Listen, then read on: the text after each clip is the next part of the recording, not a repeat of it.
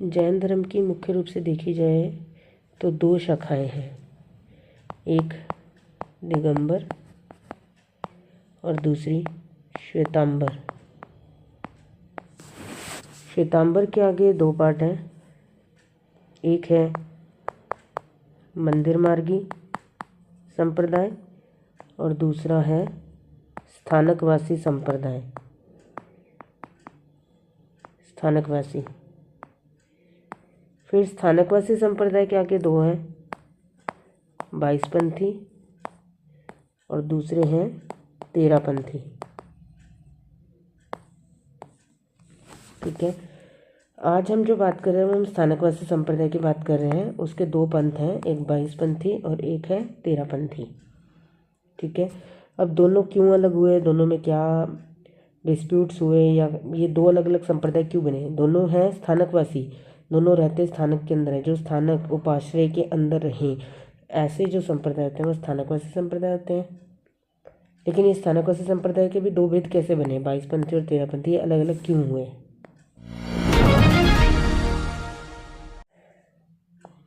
जो स्थानकवासी संप्रदाय था पहले एक ही था, इसके दो आधार थे, ये दो चीज़ें मानता था।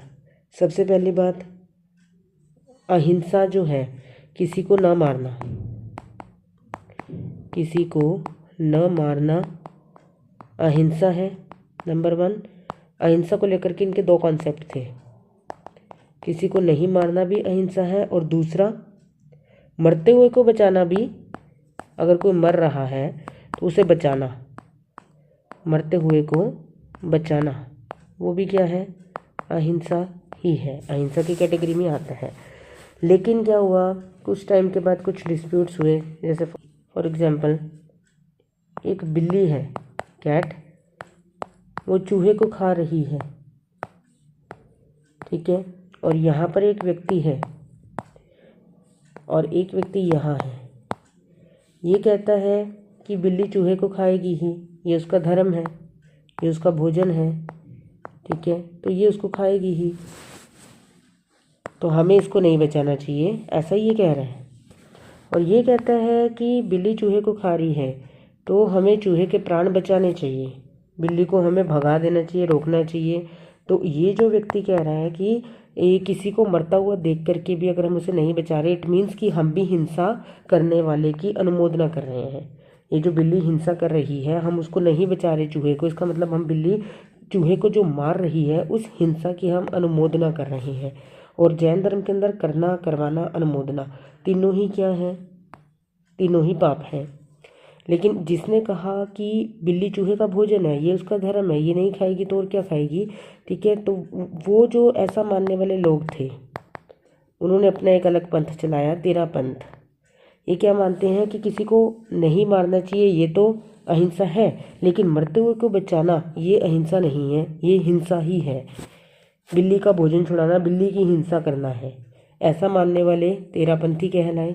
और जो कहते थे कि नहीं, बिल्ली को हम कुछ और भी दे सकते हैं, बिल्ली को हम दूध पिला सकते हैं, बिल्ली को हम भोजन दे सकते हैं, ठीक है, कोई शाकाहारी भोजन दे सकते हैं, तो चूहे को मारना उसको ज़रूरी नहीं है, चूहे को खाना ज़रूरी नहीं है, हमें बिल्ली को भगाना चाहिए और चूहे को बचाना चाहिए। जो ऐसा मानते हैं वो बाईसपंथी कहलाए। तो दो मान्यताएं थी कि तेरापंथ नाम क्यों रखा, क्योंकि उस टाइम पे जो लोगों के बीच में डिस्प्यूट हुआ था, सात संतों के बीच में डिस्प्यूट हुआ था, उसमें से 13 संत ऐसे थे जो मानते थे कि नहीं, हमें दूसरों को बचाना अहिंसा के अंदर में नहीं रखना है, वो हिंसा ही है दूसरे को बचाना। ठीक है, तो ऐसे 13 संत अलग हुए थे, इसलिए उन्होंने अपने पंथ का नाम तेरापंथ रखा। जो 13 लोग अलग हुए उन्होंने अपना नाम रख लिया तेरापंथ। एक मान्यता ये आती है। दूसरी मान्यता आती है कि तेरा, तेरा मीन्स तुम्हारा, जो तुम्हारा पंथ है वो तेरापंथ है। ठीक है, ऐसा मतलब जो भी उनके आगे फॉलोअर्स बने तो उनको कहते थे ये तेरा पंथ है, तो यानी कि तुम्हारा पंथ है, तो उस नाम से भी ये तेरापंथ के नाम से प्रसिद्ध हुआ। तो जो श्वेतांबर संप्रदाय है उसके अंदर आगमों को लेकर के भी कुछ डिस्प्यूट हुआ था। हमने देखा कि दो पंथ थे, एक मंदिर मार्गी और एक स्थानकवासी।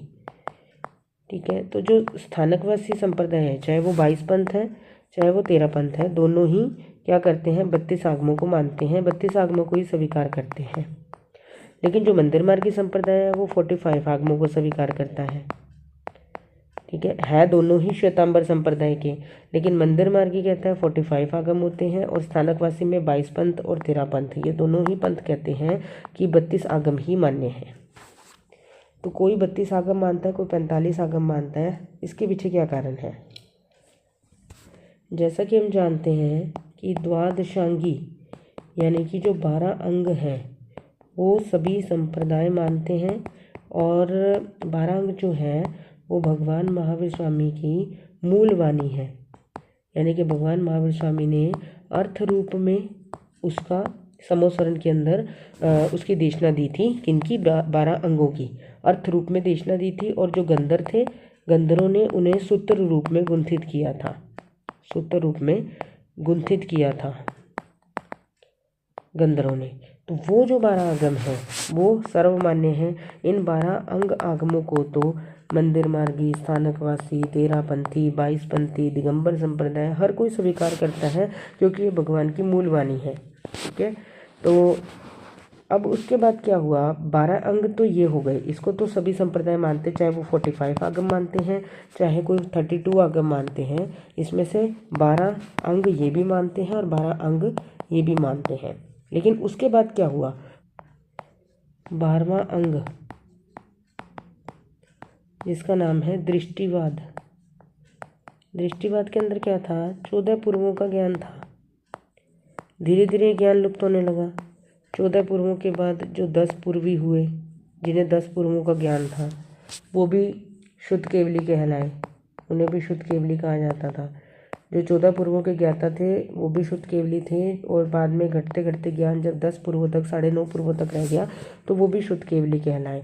तो जितने भी बाद के आचार्य हुए जिन्हें 14 पूर्वों का ज्ञान था या फिर 10 पूर्वों का ज्ञान था, उन्होंने जो आगम बाद में लिखे पश्चातवर्ती आचार्यों ने, भगवान महावीर स्वामी तो निर्वाण को प्राप्त हुए, उसके बाद के जो आचार्य, चाहे वो 14 पूर्वधारी थे चाहे वो 10 पूर्वधारी थे, उन्होंने 11 जैसे अंग, 12 अंग थे, 12 अंगों के 12 उपांग आगम बनाए। जैसे हमारा जो हैंड होता है, ठीक है, पूरा जो हाथ होता है, ठीक है, ये पूरा हाथ जो है ये हमारा क्या है? अंग है। लेकिन इसकी जो ये फिंगर्स हैं, ये फिंगर्स हैं, ये थंब है, ठीक है, तो ये सब क्या है? ये उसके उपांग हैं, इस हाथ के उपांग हैं। ऐसे ही 12 अंगों के 12 उपांग बनाए बाद के आचार्यों ने। तो वो आचार्य जो थे वो 14 पूर्वधारी और 10 पूर्वधारी थे।